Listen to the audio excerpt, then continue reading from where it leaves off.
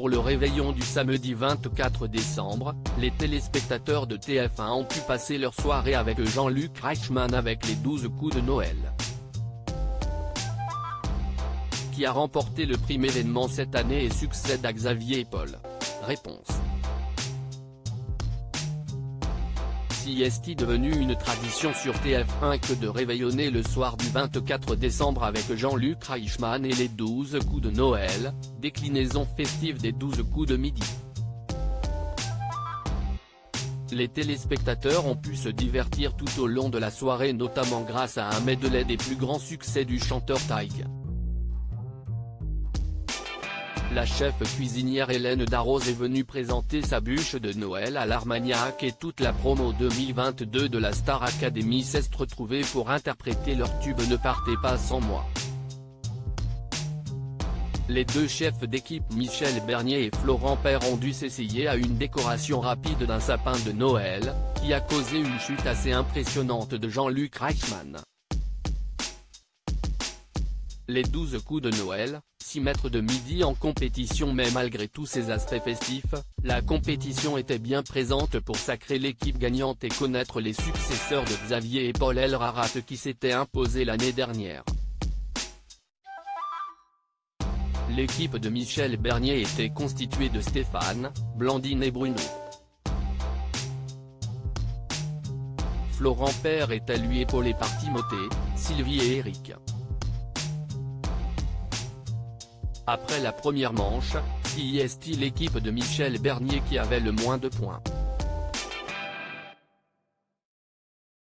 L'humoriste a donc dû choisir 2 membres de son équipe pour s'affronter.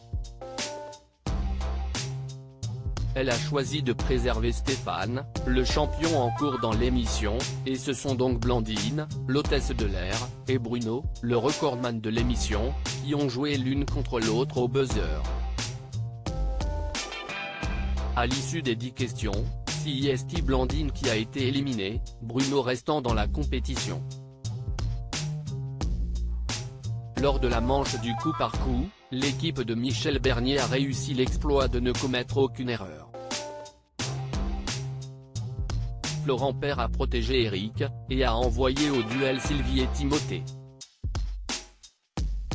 L'agriculteur a réussi à éliminer Sylvie qui termine donc 5e de ce prime.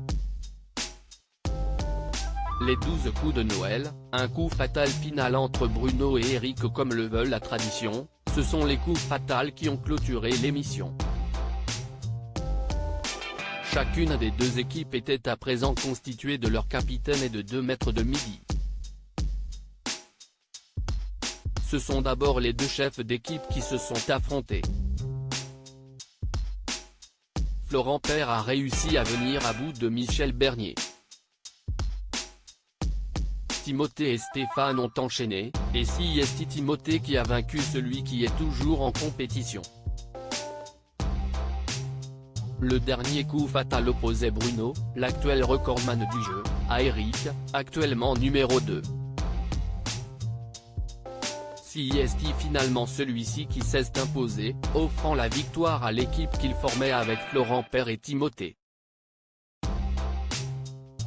Je veux saluer mon neveu Fabien qui se bat contre la maladie, a sobrement déclaré le champion.